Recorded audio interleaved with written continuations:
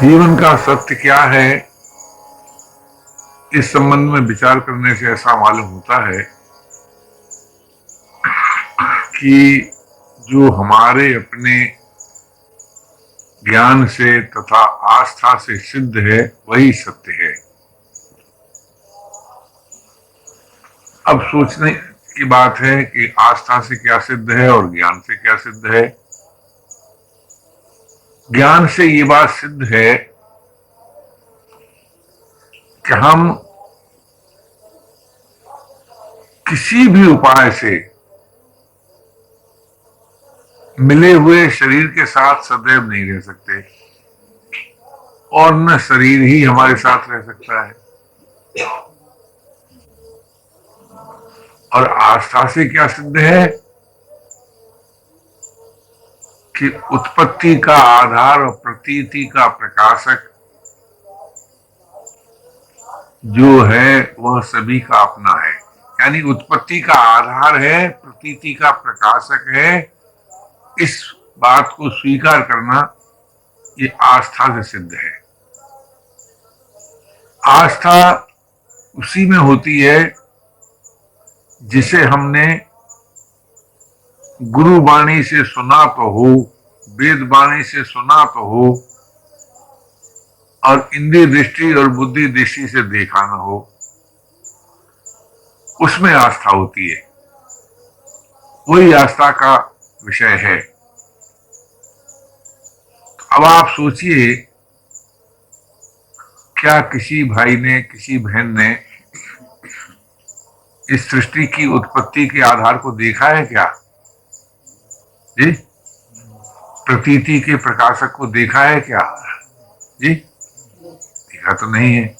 लेकिन क्या कोई भाई, कोई बहन ये कह सकते हैं क्या कि उत्पत्ति बिना आधार के और प्रतीति बिना प्रकाशक की होती है क्या? बड़े से बड़े वैज्ञानिक ये बात नहीं सिद्ध कर सकते कि उत्पत्ति बिना आधार की हो सकती है। समस्त उत्पत्ति के मूल में एक अनुत्पन्न हुआ तत्व होता है, प्रतीति में एक प्रकाशक होता है। अगर आप उस अगोचर को स्वीकार कर लेते हैं, अर्थात ये मान लेते हैं कि है, तो इसका नाम आस्था है। और उसकी महिमा स्वीकार कर लेते हैं तो उसका नाम श्रद्धा है। आस्था और श्रद्धा से विकल्प रहित विश्वास उदय होता है। विश्वास से आत्मीय संबंध सजीव होता है और आत्मीय संबंध से अखंड स्मृति तथा अगाध प्रियता उदय होती है। स्मृति और प्रियता में जीवन है। कारण कि जब कभी हम इस वास्तविकता को भूल जाते हैं कि हमारी प्रियता का आश्रय है, तब निरस्ता उत्पन्न होती है और निरस्ता से अनेक प्रकार के विकारों का जन्म हो जाता है। इसी बात को लेकर किसी ने संकेत किया, स्मृति में जीवन है, विस्मृति में मृत्यु है, प्रियता में जीवन है, ऐसा संकेत किया। मैं ये नहीं कहता हूं कि आप मेरे कहने से बात को मान लीजिए, ये तो आपकी अपनी मौज है।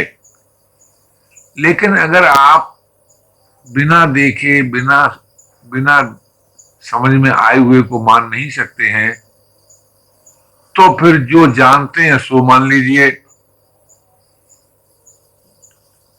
या तो उस सत्य को स्वीकार किए जो ज्ञान से सिद्ध है, या उस सत्य को स्वीकार किए जो आस्था, श्रद्धा, विश्वास से साध्य है। आस्था, श्रद्धा, विश्वास से साध्य है, सिद्ध नहीं, यानी प्राप्त होता है। और ज्ञान से सिद्ध है। क्या सिद्ध है? कभी भी कोई भी मेरा बुरा न चाहे, मेरे प्रति सभी का सद्भाव रहे तथा सहयोग रहे। क्या ये बात हम और आप अपने द्वारा अपने लिए अनुभव नहीं करते हैं? क्या राय? करते हैं। मेरे प्रति सभी का सद्भाव और सहयोग रहे, तो इससे क्या ये स्पष्ट नहीं हो जाता है कि भाई मेरे प्रति सभी का सहयोग सद्भाव रहे अथवा न रहे, परंतु मैं सभी के प्रति सद्भाव और यथाशक्ति सहयोग रखूंगा। तो जो मानव अर्थात भाई और बहन सभी के प्रति सद्भाव और सहयोग रखते हैं, वे धर्मात्मा कहलाते हैं। यही धर्म विज्ञान है। हमारे व्यक्तित्व में सभी के प्रति सद्भाव हो, यथाशक्ति सहयोग हो, तो जो धर्मात्मा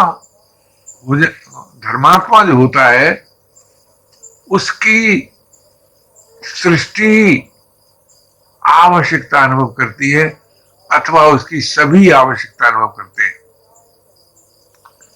धर्मात्मा पुरुष की सभी आवश्यकता अनुभव करते हैं, चाहे वो किसी वर्ण का हो, आश्रम का हो, वर्ग का हो, देश का हो, किंतु किसी परिस्थिति का हो, कितनी अल्प शक्ति वाला हो अथवा कितना ही विशेष सामर्थ्य वाला हो, जो धर्मात्मा होता है उसकी सभी आवश्यकता अनुभव करते हैं।